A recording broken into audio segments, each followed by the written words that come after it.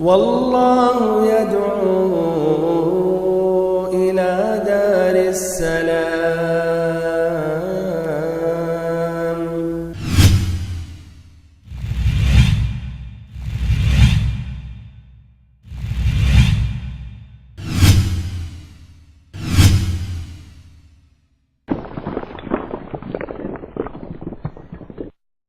إن الحمد لله نحمده ونستعينه ونستغفره ونعوذ بالله من شرور أنفسنا ومن سيئات أعمالنا، من يهده الله فلا مضل له ومن يضلل فلا هادي له، وأشهد أن لا إله إلا الله وحده لا شريك له، وأشهد أن محمدًا عبده ورسوله. أما بعد، فإن خير الحديث كتاب الله، وخير الهدي هدي محمد صلى الله عليه وسلم، وشر الأمور محدثاتها، وكل محدثة بدعة، وكل بدعة ضلالة، وكل ضلالة في النار. نعوذ بالله من النار وما قرب إليه من قول وعمل، ونسأله سبحانه وتعالى أن يرزقنا جميعا الجنة وما قرب إليها من قول وعمل. واجب الاحترام بھائیوں، محترم ساتھیوں، عزیز بچوں اور ہماری ماؤں اور بہنوں، غزوہ احزاب یہ خساروں کی جنگ نہ تھی، لیکن یہ جنگ اعصاب کی جنگ تھی۔ اس میں مشرکین، کفار اور یہود 10,000 لشکر لے کر مدینہ کے حدود تک پہنچ گئے، اور ان کا مقصد تھا کہ مسلمانوں کو جڑ سے کاٹ دیا جائے۔ 10,000 لشکر اس وقت عرب کو جمع کرنا ایک ناممکن تھا، لیکن تب بھی انہوں نے ناممکن کو ممکن بنایا، اور ان کی یہی کوشش تھی کہ ہم اپنے اس کوشش میں کامیاب ہو جائیں، لیکن کامیاب نہ رہے، جس کا معنی مطلب یہ ہوا کہ مسلمانوں کے حق میں ایک فتح اور نہایت ہی مہم کامیابی ہے کہ آج کے بعد یہ عرب جتنی ہی بڑی تعداد میں اگر مدینہ پر حملہ کرنے کی کوشش کریں گے تو انشاءاللہ وہ کامیاب نہیں رہیں گے۔ یہ چھوٹی سی طاقت جو مدینہ کے سرزمین پر نشو نما پا رہی ہے، اس پر باہر کی کوئی طاقت بإذن اللہ سبحانہ وتعالی غالب نہیں ہو سکتی۔ اور نبی پاک صلی اللہ علیہ وسلم نے اسی لیے نبی پاک صلی اللہ علیہ وسلم نے واضح لفظوں میں کہا، جس طرح کہ صحیح امام بخاری کی مسلم ہے، اس غزوہ احزاب کے بعد الآن نغزوہم ولا یغزون، کہ آج کے بعد ہم ان پر چڑھائی کریں گے، وہ ہم پر چڑھائی نہیں کر سکتے۔ اور ایک روایت میں ہے وَنَسِيرُ إِلَيْهِمْ، اور ہمارا لشکر ان کی طرف اب جائے گا۔ اور سبحان اللہ، جو آپ صلی اللہ علیہ وسلم نے کہا وہ بالکل حق تھا۔ اس کے بعد سرزمین مدینہ پر کوئی جنگ یا کوئی غزوہ پیش نہیں آیا، بلکہ اس کے بعد جتنے غزوات پیش آئے وہ سرزمین مکہ یا طائف یا تبوک، المہم مدینہ سے باہر۔ بہرحال بھائیوں اور بہنوں، سابقہ درس میں بات یہاں تک پہنچی تھی کہ 10,000 تعداد میں قریش اور غطفان کے قبائل مدینہ کے شمال میں پہنچ گئے۔ ان کی کوشش تھی کہ یہ خندق سے آگے بڑھ جائیں، پاٹ کر یا چھلانگ لگا کر، لیکن مسلمان چوکنا رہے۔ اور اسی درمیان ان یہودیوں نے بھی خیانت کی، جس کے وجہ سے معاملہ کافی سنگین ہو گیا، اور پریشانی پر پریشانی مزید لاحق ہو گئی۔ جس طرح کہ رب العزت نے فرمایا اذ جاءتکم جنود، جس طرح کی رب العزت نے فرمایا اذ جاؤکم من فوقکم ومن اسفل منکم واذ زاغت الابصار وبلغت القلوب الحناجر وتظنون باللہ الظنونا، کہ جب وہ تمہارے اوپر سے آئیں، یعنی قریش اور غطفان شمال کی جانب سے، اور نیچے سے یعنی بنو قریظہ جنہوں نے خیانت کی، اور تمہاری نگاہیں کج ہو گئیں اور دل حلق تک پہنچ گئے، وَتَظُنُّونَ بِاللَّهِ الظُّنُونَ، اور اللہ رب العزت کے بارے میں طرح طرح کے گمان کرنے لگے۔ اللہ رب العزت نے اس نازک حالت میں مسلمانوں کی مدد کی۔ رب العزت نے 2 ذریعے سے مسلمانوں کی مدد کی، اور اس کے بعد ان کی کامیابی اور کامرانی ہوئی، اور اس کے بالمقابل وہ سبھی کے سب شکست کھا کر واپس ہو گئے، بھاگ لیے۔ پہلا سبب اللہ تعالیٰ نے عین اسی وقت نعیم ابن مسعود اشجعی رضی اللہ عنہ کو اسلام کی دولت سے مشرف کیا۔ انہوں نے اسلام قبول کیا، نبی پاک صلی اللہ علیہ وسلم کی خدمت میں حاضر ہوئے۔ پھر انہوں نے کوشش کی جس کی وجہ سے قریش اور غطفان ایک طرف اور دوسری طرف بنو قریظہ کے درمیان انہوں نے پھوٹ ڈالی۔ اور دوسرا سبب اللہ تعالیٰ نے طوفانی آندھی بھیجی جس کی وجہ سے وہ تباہ ہو گئے، ان کے خیمے اکھڑنے لگے اور ایسے ہاڈیاں الٹنے پلٹنے لگیں، کوئی چیز اپنی جگہ برقرار نہ رہی۔ بہرحال ان دونوں اسباب کی وضاحت کر رہا ہوں۔ پہلا جو سبب ہے نعیم ابن مسعود رضی اللہ عنہ، تو اس کی تفصیل اس طرح ہے جس طرح کہ ابن اسحاق نے اپنی کتاب السیرہ میں روایت کی ہے۔ یہ نبی پاک صلی اللہ علیہ وسلم کی خدمت میں حاضر ہوئے اور انہوں نے کہا کہ اللہ کے نبی، میں نے اسلام قبول کر لیا ہے اور ہمارے اسلام کے بارے میں ہماری قوم کو علم نہیں ہے، تو آپ مجھے کوئی حکم دیں تاکہ میں آپ کی مدد کر سکوں۔ آپ صلی اللہ علیہ وسلم نے کہا انما انت رجل واحد منا ولكن خذل عنا ان استطعت فان الحرب خدعه او فان الحرب خدعه، کہ آپ تو ایک ہی آدمی ہیں، یعنی کر ہی کیا سکتے ہیں؟ 10,000 کی تعداد شمال میں اور ادھر اندر کے دشمن جو ان سے بھی خطرناک کئی 100 میں ہیں، اکیلے کیا کر سکتے ہیں؟ لیکن خذل عنا ما استطعت، جس قدر ممکن ہو، البتہ جس قدر ممکن ہو تو آپ ان کے اندر پھوٹ ڈالیں، کیونکہ جنگ تو چال بازی کا نام ہے، جنگ چال بازی کا نام ہے یا دھوکے کا نام ہے۔ اس کے بعد حضرت نعیم رضی اللہ عنہ یہودیوں کے پاس گئے، اور پہلے سے یہ یہودیوں کے حلیف تھے اور ایسے ہی قریش کے بھی تھے، اور ان کا تعلق تھا قبیلہ غطفان سے۔ قریش ان کا تعلق قبیلہ غطفان سے تھا۔ یہودیوں کے پاس، بنو قریظہ کے پاس پہنچے، انہوں نے ان کے اعزاز و اکرام کی اور انہوں نے ان کی عزت اور اکرام کی۔ پھر انہوں نے کہا نعیم ابن مسعود رضی اللہ عنہ نے کہ اے یہود کے لوگوں، تم لوگ اچھی طرح جانتے ہو ہمارے دل میں تمہارے لیے کس قدر محبت ہے اور ہم کس قدر تم سبھی کے لیے خیر خواہ ہیں۔ انہوں نے کہا بات آپ کی صحیح ہے، جی ہاں۔ تو پھر اس کے بعد انہوں نے کہا کہ آپ لوگ اچھی طرح جانتے ہیں بنو قینقاع اور بنو النضیر پر کیا گزرا، اور آپ لوگوں نے قریش اور غطفان کا ساتھ دیا اس جنگ میں، لیکن آپ کا معاملہ ان لوگوں کے معاملہ سے ہٹ کر ہے۔ آپ کا دیار یہی مدینہ ہے، اور ایسے آپ کے اہل و عیال، آپ کی عورتیں، مال و دولت، مکانات، باغات، کھیتیاں سب یہی ہیں، اور وہ جو غطفان اور قریش کے ہیں دور دراز سے آئے ہیں، ان کا کچھ اور معاملہ ہے، ان کے بچے، ان کے اہل و عیال دور رہتے ہیں، دوسرا ان کا علاقہ ہے۔ اگر ان کو کوئی موقع ملا تو وہ حملہ کریں گے، اگر موقع نہیں ملا تو وہ اپنا رخ کر کے اپنے ملک اور اپنے جگہوں پر مکانات کی طرف چلے جائیں گے، پھر تمہیں محمد صلی اللہ علیہ وسلم کے رحم و کرم پر چھوڑ دیں گے، وہ جس طرح چاہیں گے تم سے انتقام لیں گے۔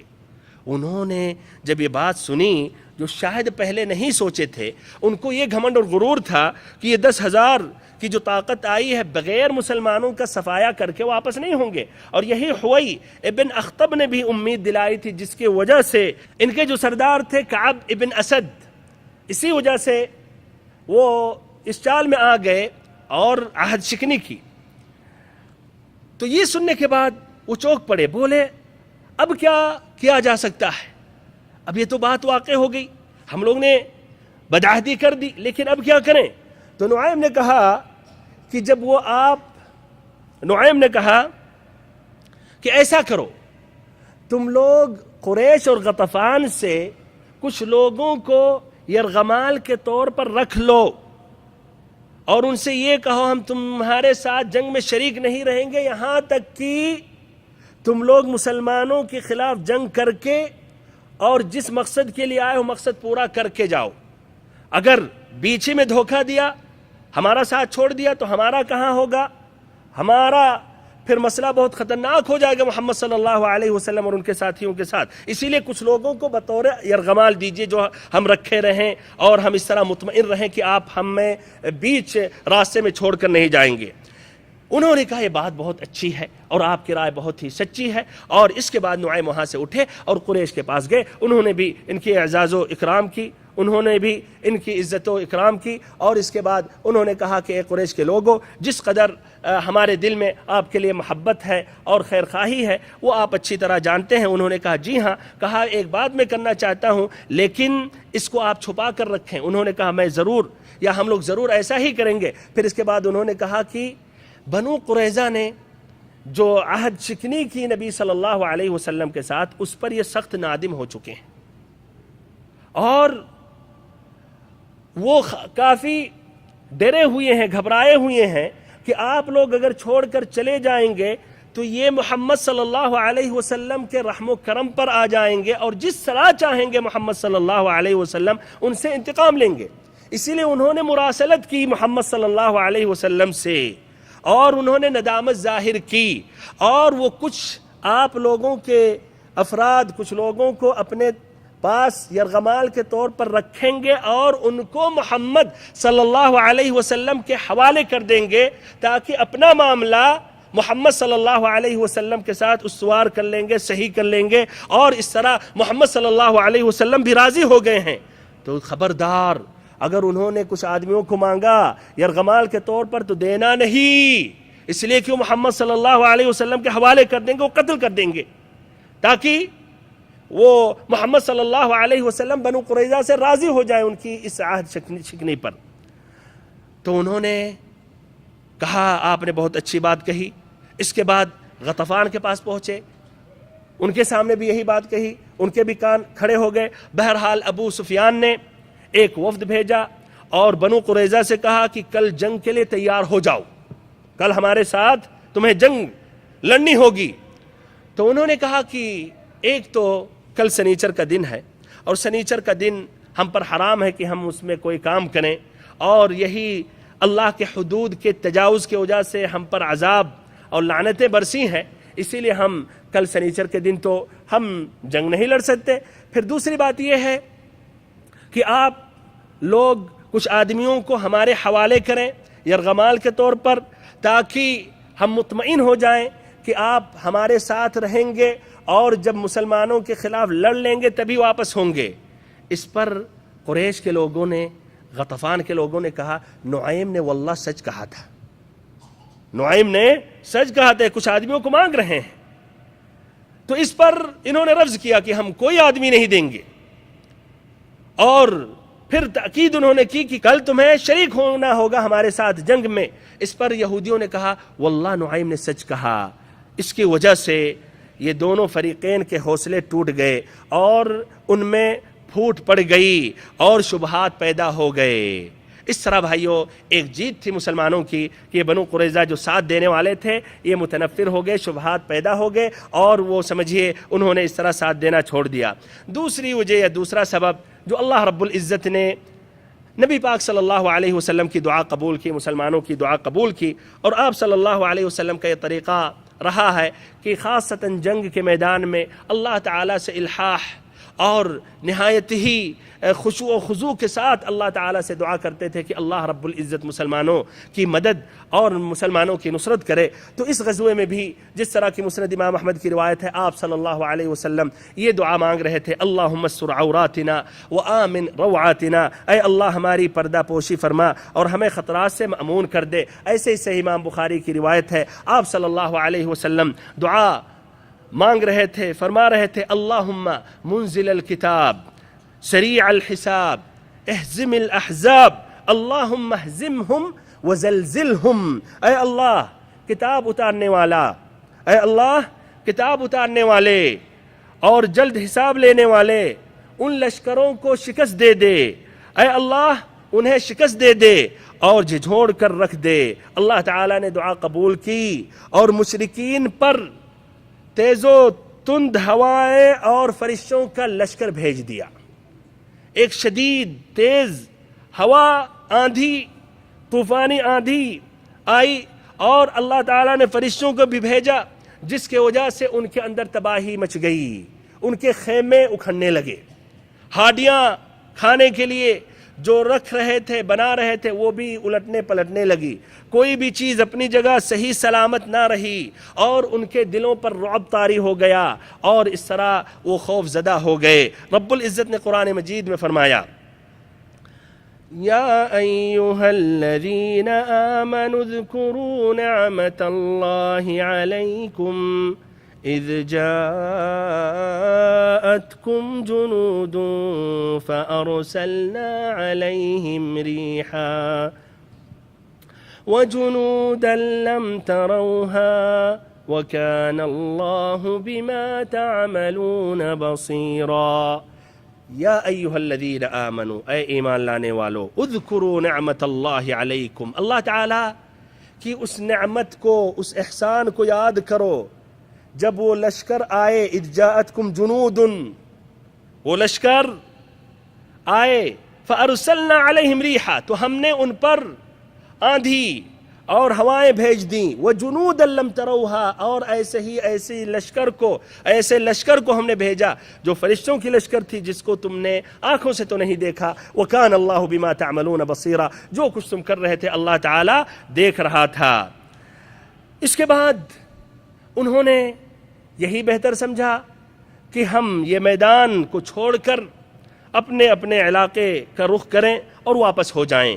صحیح امام مسلم کی روایت ہے، نبی پاک صلی اللہ علیہ وسلم نے صحابہ اکرام سے عرض کیا، کہا الا رجل یأتینی بخبر القوم جعلہ اللہ عز وجل معی یوم القیامہ، کہ کون ہے وہ شخص جو اس لشکر، اس قوم کی خبر لائے اور قیامت کے دن ہمارے ساتھ ہوگا۔ ٹھنڈی اتنی کافی تھی کہ کسی صحابی نے ہمت نہیں کی، پھر آپ صلی اللہ علیہ وسلم نے اپنی یہ بات کو دہرائی، تب بھی کسی نے ہمت نہیں کی۔ پھر آپ صلی اللہ علیہ وسلم نے کہا قم یا حذیفہ، آپ صلی اللہ علیہ وسلم نے کہا قم یا حذیفہ فأتنا بخبر القوم، کہ اے حذیفہ کھڑے ہو جاؤ اور جاؤ قوم کی خبر لے کر آؤ۔ اب جب نبی صلی اللہ علیہ وسلم نے ایک کو متعین کر دیا تو ادھر دو رائے نہیں، فوراً انہوں نے سمعنا واطعنا کہا، کھڑے ہو گئے۔ لیکن سبحان اللہ، جاڑے کی اس قدر شدت تھی، لیکن کہتے ہیں کأنما امشی فی حمام، ایسا لگ رہا تھا کہ گویا میں گرم پانی کا ایک حمام ہے اور اس وہ حمام میں چل رہا ہوں۔ باہر جتنی بھی ٹھنڈی ہو اور اگر آپ ایک تش لے لیں اور گرم پانی سے بھر دیں اور پھر اس میں نہائیں یا اس کے ارد گرد رہیں گے تو گرمی محسوس کریں گے۔ تو سبحان اللہ کہہ رہے ایسے ہم نے محسوس کیا۔ پھر وہاں پہنچے، خبر لے کر واپس آئے، پھر نبی پاک صلی اللہ علیہ وسلم کو وہ حقیقت بتائی کہ وہ تیاری کر رہے ہیں اور واپس جا رہے ہیں، اور پھر سو گئے یہاں تک کہ صبح ہو گئی۔ جب صبح ہوئی تو مسلمانوں نے مشرکوں کی طرف دیکھا، جہاں وہ ٹھہرے ہوئے تھے، جہاں یہ پڑاؤ ڈالے ہوئے تھے، تو دیکھا کہ وہ صاف ہے، ادھر کوئی بھی نہیں ہے۔ ابن اسحاق کی روایت میں کچھ اور تفصیل ہے، کہتے ہیں حذیفہ رضی اللہ عنہ جب ہم کیمپ میں داخل ہوئے تو دیکھ رہے ہیں کہ آندھیے، دیکھ رہا ہوں کہ ہواؤں نے ان کے اندر تباہیاں مچائی ہیں، خیمے اکھڑ رہے ہیں، ہاڈیاں گر رہی ہیں، کوئی چیز اپنی جگہ محفوظ نہیں ہے، تباہی مچی ہوئی ہے۔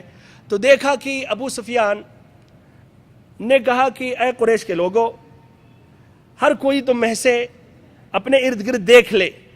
یہ بات جب حذیفہ رضی اللہ عنہ نے سنی تو ممکن تھا کہ وہ پکڑے جائیں، اور اگر پکڑے جاتے تو بہت خطرناک مسئلہ ہوتا کہ ایک جاسوس کی حیثیت سے وہاں پہنچے ہوئے تھے۔ تو سبحان اللہ، دیکھیے ان کی عقل مندی اور اس سے پہلے اللہ تعالیٰ کی توفیق، انہوں نے داہنے طرف جو شخص تھا اس کا ہاتھ پکڑ کے کہنے لگے آپ کون ہیں؟ کہا میں فلاں بن فلاں ہوں۔ پھر بائیں طرف جو بیٹھا ہوا تھا آدمی اس کا ہاتھ پکڑ، آپ کون ہوتے ہیں؟ میں فلاں بن فلاں ہوں۔ اس کے بعد بہرحال وہ بھی مطمئن ہو گئے کہ اپنا ہی آدمی ہے سوال کر رہا، باہر سے آتا تھوڑی یہ سوال کرتا۔ المہم ابو سفیان نے کہا کہ اے قریش کے لوگوں، جس حالات سے ہم سبھی گزر رہے ہیں وہ آپ کے آنکھوں کے سامنے ہے۔ یہ ہواؤں کی شدت کی وجہ سے ہم پریشان اور تباہ ہو چکے ہیں، اور ایسے ہی بنو قریظہ نے بھی خیانت کی، وہ ہمارا ساتھ نہیں دے رہے ہیں، اسی لیے بہتر غنیمت یہی ہے کہ ہم واپس ہو جائیں۔ میں واپس ہو رہا ہوں تو آپ لوگ بھی واپس ہو جاؤ۔ انہوں نے ایسا ہی کیا، رات ہی میں اپنا بوریا، بستر، سامان اور ایسے ہی اپنے سواروں پر سواریوں پر سوار ہو کر واپس ہو گئے. جب صبح ہوئی تو مسلمانوں نے دیکھا کہ وہ میدان ایک دم صاف ہے. ہمارے بھائیوں، یہ غزوہ احزاب کی ابتدا شوال سن 5 ہجری میں اور انتہا 1 مہینے بعد ذی قعدہ میں ہوئی. یعنی مکمل 1 مہینہ تک وہ لشکر ڈٹے رہے، جمے رہے، کوشش کرتے رہے، لیکن اس کے بعد خائب و خاسر ہو کر غیظ و غضب کے ساتھ واپس ہوئے.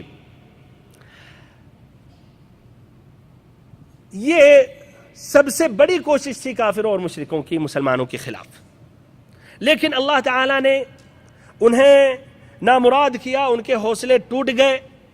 اور ایسے ہی اس کے بعد یہ اچھی طرح یہ بات واضح ہو گئی کہ اب کوئی لشکر اس کی تعداد جتنا ہی ہو بإذن اللہ اور اللہ کی حفاظت ان کے ساتھ ہے، مسلمانوں کے ساتھ، وہ کامیاب نہیں ہو سکتے اور غالب نہیں ہو سکتے.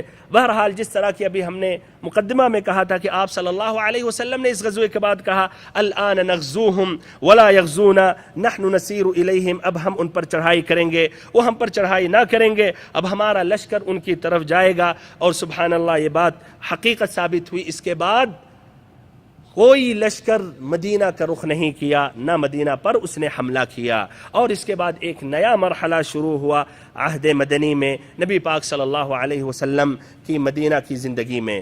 ہمارے بھائیوں اور محترم ساتھیوں، بنو قریظہ نے عہد شکنی کی تھی، بلکہ نہایت ہی نازک موڑ پر انہوں نے خیانت کی، بلکہ مسلمانوں کی انہوں نے اہانت کی، نبی پاک صلی اللہ علیہ وسلم کی بھی انہوں نے اہانت کی. آپ صلی اللہ علیہ وسلم نے ان کے ساتھ کیا سلوک کیا، یہ جاننے سے پہلے ہم غزوہ احزاب میں جو اہم عبرتیں ہیں، نصیحتیں ہیں، وہ ذکر کرنا مناسب سمجھتا ہوں.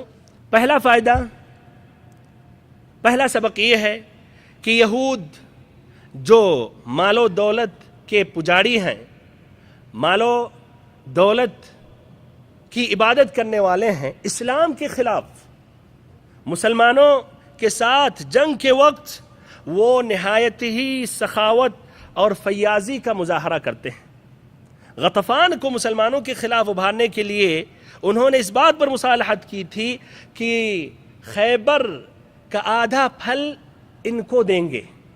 اور بھائیوں، ان کا ابھی تک یہ رول رہا اور ان کا سمجھیے ایک طریقہ رہا، ان کی یہ سیاست رہی کہ مال و دولت کے ذریعے، سود کے ذریعے ہو، رشوت کے ذریعے ہو، خاصتاً مال اور عورت کا حربہ استعمال کر کے اپنے مقاصد اور اہداف میں کامیاب ہوتے ہیں. ابھی بھی عورت اور مال، یہ دو حربہ نہایت ہی خطرناک ہوتا ہے، اور یہ دونوں حربوں کو استعمال کر کے اپنے مقاصد تک پہنچتے ہیں. اور ایسے ہی اچھے مسلمانوں کو بھی اپنے جال میں لے آتے ہیں، جو پھر خیانت کرنے لگتے ہیں اور مسلمانوں کے خلاف یہودیوں کے مصلحت میں کام کرنے لگتے ہیں. دوسرا فائدہ یہ ہے کہ یہودیوں کی ایک اہم صفت یہ ہے کہ وہ خائن لوگ ہیں، ایسے ہی غدار ہیں، اور ان کی اندر عہد شکنی جب بھی چانس ملتا ہے تو وہ بدعہدی کرتے ہیں. اور شاید اس کے برعکس یعنی وفاداری، یہ خصلت، یہ صفت ان کے اندر نہ ملے. سعد بن معاذ اور سعد بن عبادہ رضی اللہ عنہما جب پہنچے بنو قریظہ کے پاس تو انہوں نے کیا کہا؟ ومن محمد صلی اللہ علیہ وسلم، من رسول اللہ، لا عہد بیننا وبین محمد ولا عقد، کہ ہم نہیں جانتے ہیں کہ یہ محمد اللہ کے رسول کون ہے، ہمارے ان کے درمیان کوئی عہد و پیمان نہیں ہے.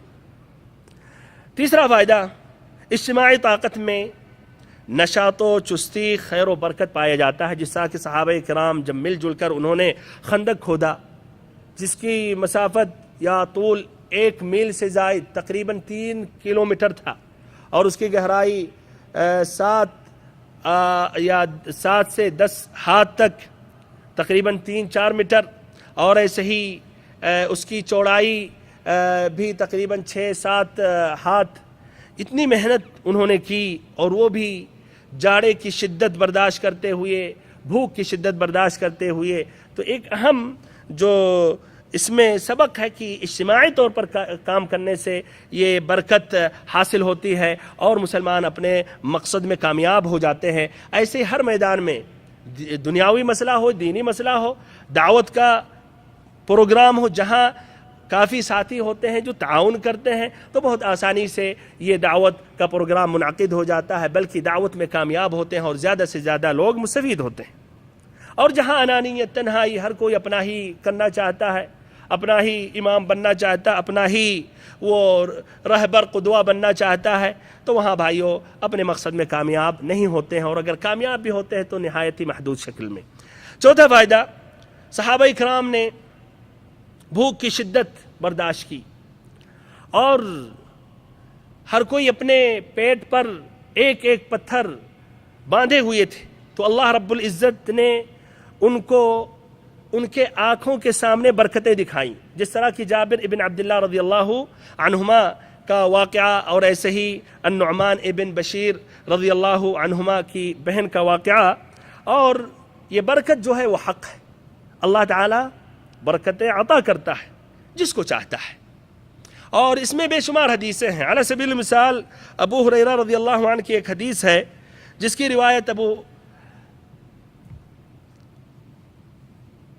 علی سبیل المثال صحیح امام مسلم کی یہ روایت جو حضرت ابو ہریرہ رضی اللہ عنہ سے مروی ہے، نبی پاک صلی اللہ علیہ وسلم نے فرمایا: اذا اکل احدکم طعاما فلیلعق اصابعه فانه لا يدری فی ای طعامه تکون البرکہ، کہ تم میں سے کوئی شخص جب کھانا کھائے تو آخری میں اپنے انگوٹھوں کو، انگلیوں کو آخری میں اپنے انگلیوں کو چاٹ لے، اس لیے وہ نہیں جانتا کہ کھانے کے کس حصے میں برکت ہے۔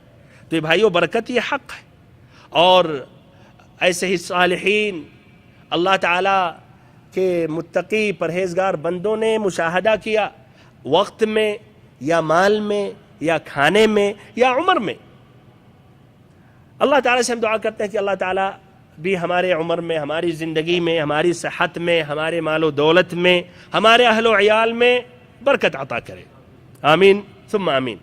پانچواں فائدہ، ایک جو اہم فرق ہے مؤمن اور منافق میں، وہ یہ ہے کہ جو مؤمن بندہ ہوتا ہے وہ اللہ تعالیٰ کی مدد اور نصرت پر بھروسہ کرتا ہے، اور جو منافق ہوتا ہے وہ بے چین ہو جاتا ہے، کانپنے لگتا ہے، اللہ پر نہیں بھروسہ کرتا ہے، بلکہ یہ لشکروں کو دیکھتا ہے تو وہیں پریشان ہو جاتا ہے اور کانپنے لگتا ہے، تھر تھرانے لگتا ہے، اور سوء ظن رکھتا ہے رب العزت پر والعیاذ باللہ۔ اللہ تعالیٰ نے مؤمنوں کے بارے میں فرمایا کہ انہوں نے کہا: ھذا ما وعدنا اللہ ورسولہ وصدق اللہ ورسولہ، کہ یہی اللہ اور اس کے رسول نے وعدہ کیا تھا اور اللہ اور اس کے رسول نے سچ کہا۔ وما زادهم الا ایمانا وتسلیما، اور ان کی اطاعت میں اور ایمان میں مزید اضافہ ہو گیا۔ اور اس کے بالمقابل منافقین نے کیا کہا؟ ما وعدنا اللہ ورسولہ الا غرورا، اللہ اور اس کے رسول نے جو کچھ کہا تھا وہ محض فریب تھا والعیاذ باللہ۔ اور یہ بھائیوں، یہ منافق شدت کے وقت بہت ہی آسانی سے واضح ہو جاتے ہیں اور اپنا پردہ فاش کر دیتے ہیں۔ چھپا ہوا جو چہرہ رہتا ہے، جو ایمان اور تقوی ظاہر کرتے ہیں عام حالات میں، وہ برداشت نہیں کر پاتے۔ جیسے شدت کا وقت، شدت کا سامنا کرنا پڑتا ہے، ایک دم واضح ہو جاتے ہیں کہ یہ منافق ہے اور یہ مسلمان نہیں ہے، مومن نہیں ہے۔ چھٹا فائدہ یہ ہے کہ جنگ چال بازی کا نام ہے، جنگ دھوکے کا نام ہے۔ جس طرح کی مسلمانوں نے اس غزوے میں خندق کھودا، یہ بھی ایک چال بازی تھی۔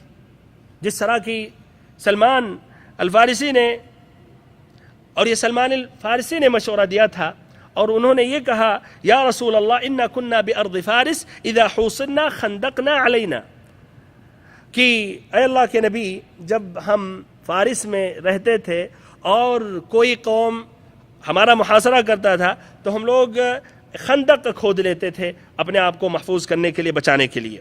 ایسے نعیم ابن مسعود رضی اللہ عنہ نے جو کوششیں کی اور انہوں نے بنو قریظہ اور ایسے ہی قریش کے درمیان پھوٹ ڈالی، یہ بھی ایک خدعہ ہے، چال بازی ہے، اور یہ مطلوب ہے۔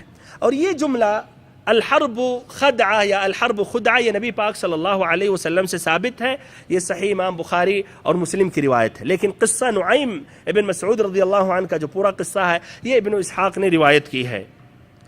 ساتواں فائدہ یہ ہے کہ جھوٹ بولنا جنگ میں جائز اور درست ہے. ایسے ہی دھوکہ دینا، ایسے ہی حیلہ چال بازی کرنا کافروں کے خلاف، یہ سب کچھ جائز اور درست ہے. یعنی اتنا بھی نہیں کہ آدمی کہے جھوٹ جائز نہیں ہے اور جنگ کے میدان بھی ایک دم شرافت سے کام لے یہاں تک کہ الٹا اس کو نقصان پہنچے. نہیں، الحرب خدعہ، حرب یہی چال بازی، حیلے اور ایسے دھوکے کو کہا جاتا ہے. اور یہ کافروں نے کافی اس بات پر عمل کیا نبی پاک صلی اللہ علیہ وسلم کی اس حدیث پر، اور ہمیں بھی چاہیے بدرجہ اولا ہم اس پر عمل کریں. اور ایسے ہی اور حدیثیں ہیں، جس طرح ابو داؤد کی ایک روایت ہے اس سے واضح ہوتا ہے کہ 3 مقامات پر جھوٹ بولنا جائز ہے. 8واں فائدہ یہ ہے کہ ایک مسلمان کو چاہیے کہ ہوشیار رہے، عقل مند رہے اور بہت سے جگہوں پر تیزی سے فرصت کو غنیمت سمجھتے ہوئے فائدہ اٹھائے. جس طرح کہ حذیفہ رضی اللہ عنہ جب وہ یہ پہنچے تو ابو سفیان نے کیا کہا کہ ہر کوئی تم میں سے دائیں بائیں دیکھ لے. تو حذیفہ رضی اللہ عنہ نے اپنے داہنے طرف جو شخص تھا اس کا ہاتھ پکڑ کے کہنے لگے تم کون ہوتے ہو، پھر بائیں طرف تم کون ہوتے ہو. اس طرح وہ مطمئن ہو گئے. تو بھائیو، یہ ہوشیاری اور ایسے ہی غنیمت سمجھ کر تیزی سے اچھا تصرف کرنا، جس سے اپنے آپ کو بچا لینا، یہ بہت ہی ضروری ہے ایک مسلمان کے لیے، ایک مجاہد کے لیے.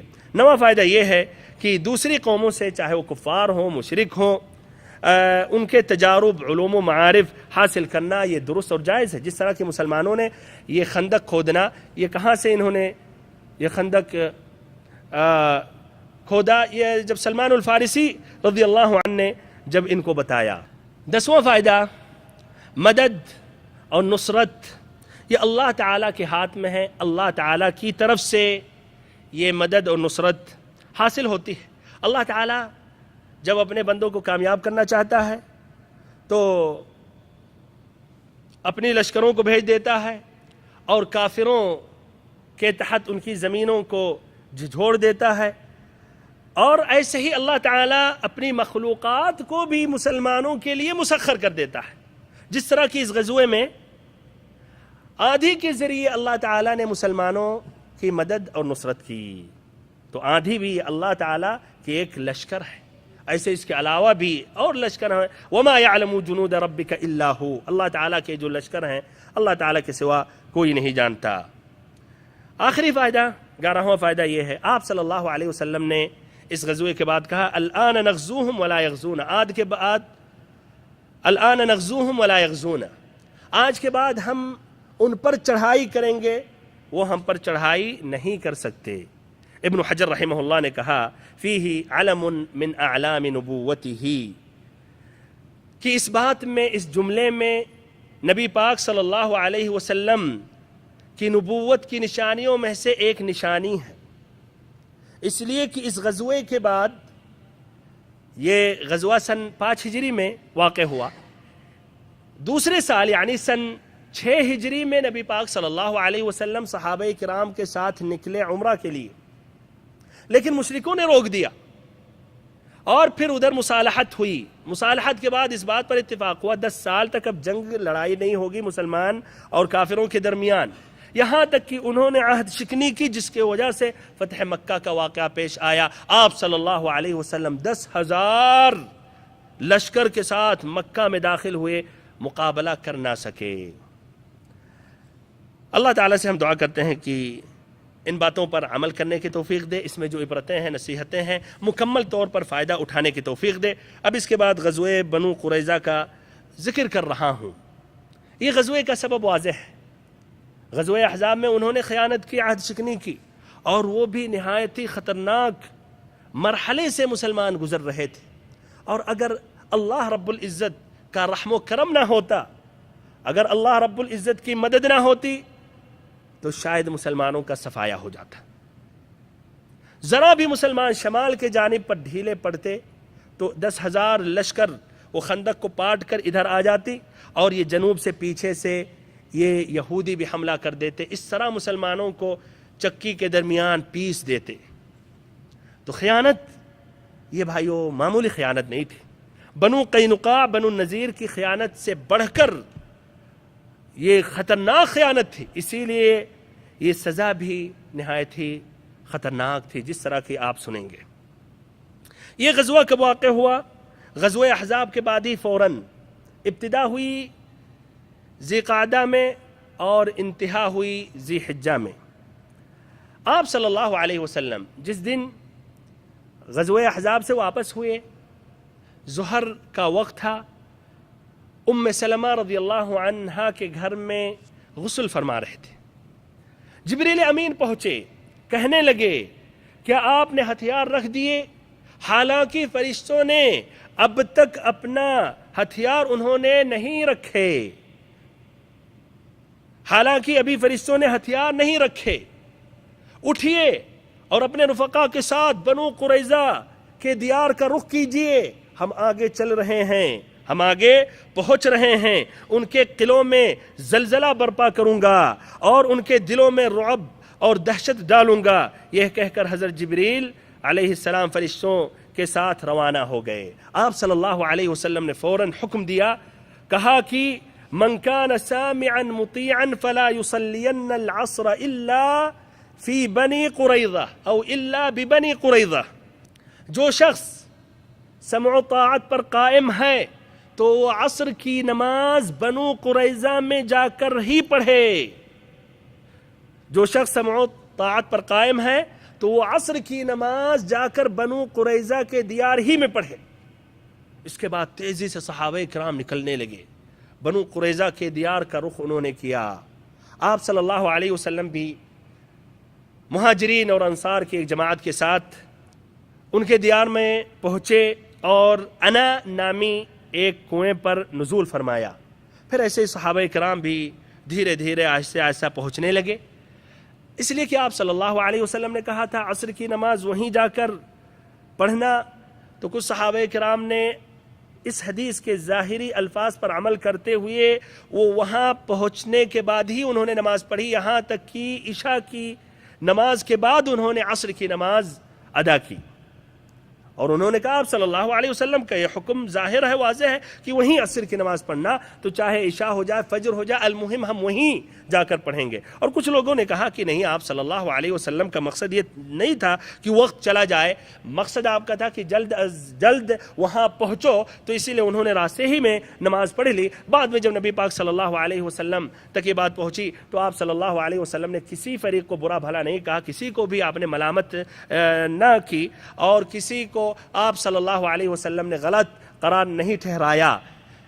اس میں ایک بہت اہم فائدہ ہے جو انشاءاللہ آئندہ ذکر کروں گا. وہ فائدہ یہ ہے کہ اختلاف بھائیوں، کچھ ایسے اختلاف ہوتے ہیں جہاں ہم مسلمانوں کو آپس میں درگزر کرنا چاہیے، اور کچھ ایسے اختلافات ہوتے ہیں جو ایک حق ہوتا ہے اور دوسرا باطل ہوتا ہے، تو ادھر حق کو لے لینا چاہیے اور دوسرے قول کو چھوڑ دینا چاہیے. یہ نہیں کہنا چاہیے کہ اختلافی مسئلہ ہے. بہرحال اس کی وضاحت اگر اللہ تعالیٰ نے چاہا تو آئندہ درس میں کروں گا. آپ صلی اللہ علیہ وسلم نے ابن ام مکتوم کو مدینہ کی ذمہ داری سونپی، علی رضی اللہ عنہ کو جھنڈا دیا، اور اس طرح مسلمان بنو قریظہ کے دیار میں داخل ہو گئے. انہوں نے جب یہ دیکھا تو شروع میں تو گالیاں دینے لگے، نبی پاک صلی اللہ علیہ وسلم کی اہانت کرنے لگے. پھر اپنے قلعوں میں داخل ہو گئے. قلعوں میں جب داخل ہو گئے، آپ صلی اللہ علیہ وسلم نے صحابہ کرام کے ساتھ ان کا شدید محاصرہ کیا. اور جب یہ محاصرہ شدید ہو گیا تو ان کے سردار نے، بنو قریظہ کے سردار کعب ابن اسد نے ان کے سامنے، یعنی یہودیوں کے سامنے 3 متبادل تجویز پیش کی کہ آپ کے سامنے یہ 3 باتیں، اس میں سے ایک قبول کر لو. نمبر 1 یہ ہے کہ تم لوگ اسلام قبول کر لو اور نبی پاک صلی اللہ علیہ وسلم کے دین میں داخل ہو جاؤ، تاکہ اپنی جان اور ایسے اپنے اہل و عیال اور مال و دولت کی حفاظت کر لو. اور تم لوگ یہ اچھی طرح جانتے ہو کہ وہ اللہ کے رسول ہیں، اور پھر ان کا جو اوصاف تمہاری کتابوں میں ہیں وہ نبی پاک صلی اللہ علیہ وسلم پر مکمل طور پر فٹ ہو رہا ہے، اور وہ واقعتاً اللہ کے نبی ہیں.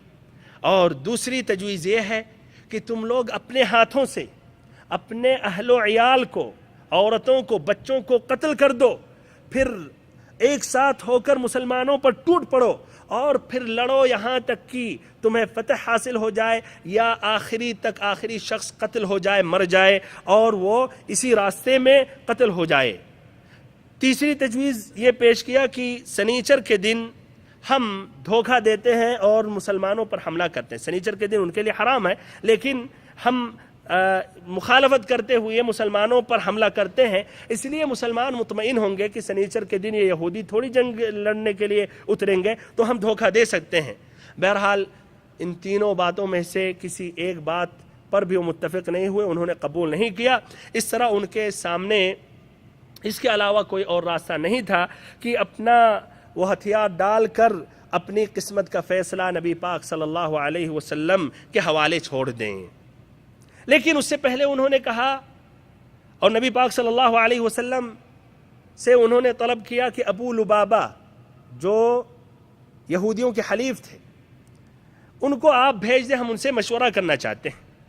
ابو لبابہ رضی اللہ عنہ کو نبی صلی اللہ علیہ وسلم نے بھیجا، تو وہاں جب پہنچے تو ان کے آدمی ٹوٹ پڑے، ان کے قریب آ گئے اور ان کی جو عورتیں تھیں، بچے تھے، وہ رونے لگے، چیخ چیخ کے رونے لگے۔ ابو لبابہ پر بھی رقت طاری ہو گئی۔ انہوں نے سوال کیا کہ ابو لبابہ، کیا آپ مناسب سمجھتے ہیں کہ ہم محمد صلی اللہ علیہ وسلم کے فیصلے پر ہتھیار ڈال دیں؟ کیا مناسب سمجھ رہے ہیں ہتھیار ڈال کر پھر اس کے بعد آپ صلی اللہ علیہ وسلم جو فیصلہ کریں ہم قبول کر لیں؟ تو انہوں نے کہا ہاں، پھر اپنے ہاتھ سے اپنے حلق کی طرف اشارہ کیا ایسے کہ قتل کر دیے جاؤ گے یا ذبح کر دیے جاؤ گے۔ پھر اس کے بعد ابو لبابہ رضی اللہ عنہ نادم ہوئے اس اشارے پر، اور وہاں سے نکل کر نبی پاک صلی اللہ علیہ وسلم کے پاس جانے کے بجائے وہ مسجد نبوی میں داخل ہوئے اور انہوں نے اپنے آپ کو ایک کھمبے پر باندھ دیا اور کہا کہ یہ نبی پاک صلی اللہ علیہ وسلم اپنے مبارک ہاتھوں سے یہ اس رسی کو کھولیں گے۔ آپ صلی اللہ علیہ وسلم نے جب دیکھا کہ کافی تاخیر ہو گئی تو حالات جب پتہ چلے تو اس کے بعد آپ صلی اللہ علیہ وسلم نے کہا کہ اگر وہ ہمارے پاس آتے تو ان کے حق میں دعائے مغفرت کرتا، لیکن جب انہوں نے خود اپنے سے فیصلہ کر لیا، اپنے آپ کو باندھ دیا، تو انہیں کی اس حالت میں چھوڑ دیا جائے یہاں تک کہ اللہ تعالیٰ ان کی توبہ قبول فرما لے۔ بہرحال 25 دن تک مسلمانوں نے محاصرہ کیا اور بنو قریظہ کے پاس ابھی بھی صبر کے اسباب موجود تھے، ابھی بھی کافی دنوں تک وہ محاصرہ کو برداشت کر سکتے تھے۔ اس کی وجہ یہ تھی کہ ان کے قلعے نہایت ہی مضبوط تھے، اور ایسے ہی نمبر 2 کھانے پینے کے غلے وغیرہ سامان سب کچھ موجود تھا، ایسے ہی پانی بھی ان کے پاس میسر تھا۔ اور اس کے بالمقابل مسلمان ابھی غزوہ احزاب سے واپس ہوئے تھے، یہ جنگ سے چور چور تھے، اور ایسے ہی بھوک کی شدت، جاڑے کی شدت بھی برداشت کر رہے تھے۔ لیکن سبحان اللہ، اللہ تعالیٰ نے ان کو مرعوب کیا اور وہ خوف زدہ ہوئے، 25 دن سے زائد صبر نہیں کر سکے، اور ابو لبابہ نے نصیحت دی تھی اور کہا تھا کہ تم ذبح کر دیے جاؤ گے، اس کے باوجود انہوں نے ہتھیار ڈال دیا اور کہا کہ نبی پاک صلی اللہ علیہ وسلم ہمارے متعلق جو فیصلہ کریں گے ہم اس کو منظور کریں گے۔ اس کے بعد آپ صلی اللہ علیہ وسلم نے حکم دیا اور ان کے آدمیوں کو باندھا گیا، اور ان کی عورتیں اور بچے جو تھے ان کو ان آدمیوں سے الگ کر کے دوسری جگہ رکھا گیا۔ قبیلے اوس کے لوگ نبی پاک صلی اللہ علیہ وسلم کے پاس پہنچنے لگے۔ قبیلے اوس کے یہ بنو قریظہ حلیف تھے، قبیلے اوس اور بنو قریظہ میں حلف تھا، عہد اور اتفاق تھا جاہلیت ہی کے زمانے سے۔ اور بنو قینقاع جن کو آپ صلی اللہ علیہ وسلم نے جلا وطن کیا تھا وہ خزرج کے حلیف تھے۔ تو اوس کے لوگ نبی پاک صلی اللہ علیہ وسلم کے پاس آنے لگے اور کہنے لگے کہ اے اللہ کے نبی، آپ ان کے متعلق وہی فیصلہ کریں جو بنو قینقاع کے متعلق، آپ ان پر رحم فرمائیں اور ان کو چھوڑ دیں، جس طرح کی خزرج کے حلیف کے ساتھ بنو قینقاع کے ساتھ آپ نے رویہ کیا تھا، آپ نے ان کے ساتھ جو فیصلہ کیا تھا ان کے ساتھ بھی وہی فیصلہ کریں۔ آپ صلی اللہ علیہ وسلم نے کہا آپ لوگ اس پر راضی نہیں کہ ان کے متعلق آپ ہی کا ایک آدمی فیصلہ کرے؟ اللہ اکبر! دیکھیں نبی پاک صلی اللہ علیہ وسلم کی حکمت عملی۔ تمہیں میں سے ایک شخص کو ہم حکم مان لیتے ہیں، اس کا جو حکم ہوگا مان لو گے؟ انہوں نے کہا کہ ہم اس پر راضی ہیں۔ اور پھر آپ صلی اللہ علیہ وسلم نے کہا تو یہ معاملہ سعد ابن معاذ کے حوالے ہے، تو یہ معاملہ سعد ابن معاذ کے حوالے ہے۔ اوس کے لوگوں نے کہا ہم اس پر راضی ہیں۔ سعد ابن معاذ رضی اللہ عنہ جو زخمی ہو گئے تھے غزوہ احزاب کے دن سے، ایک تیر آئی جس سے ان کا شہ رگ کٹ گیا تھا، اور وہ زخمی تھے، اسی لیے وہ بنو قریظہ یہاں نہیں پہنچے، مدینہ ہی میں تھے، لیکن آپ صلی اللہ علیہ وسلم نے ان کو بلا بھیجا، ایک گدھے پر سوار ہو کر آئے۔ جب وہ قریب ہو گئے تو اوس کے لوگوں نے گھیر لیا اور کہنے لگے، تاکید کرنے لگے کہ اے سعد بن معاذ، یہ ہمارے حلیف تھے، ان کے متعلق آپ رحم کریں اور ان کو آپ چھوڑ دیں اور ان پر سختی نہیں کیجیے گا۔ آپ صلی اللہ علیہ وسلم نے آپ کو اسی لیے حکم بنایا تاکہ آپ ان کے متعلق حسن سلوک کریں۔ اسی وقت مدینہ آ گئے اور قیدیوں کی موت کا اعلان کر دیا۔ انہوں نے کیا فیصلہ کیا، اس کی وضاحت کیا ہے، انشاءاللہ آئندہ ملاقات میں ذکر کروں گا۔ اللہ تعالیٰ سے آخری میں دعا کرتا ہوں کہ اللہ تعالیٰ ہم سبھی کو نبی پاک صلی اللہ علیہ وسلم کی سیرت مبارکہ مکمل طور پر سمجھنے کی توفیق دے اور ہم سبھی کو سچا اور پکا مسلمان بنائے۔ وصلی اللہم وسلم وبارک وانعم علی عبدک ورسولک محمد۔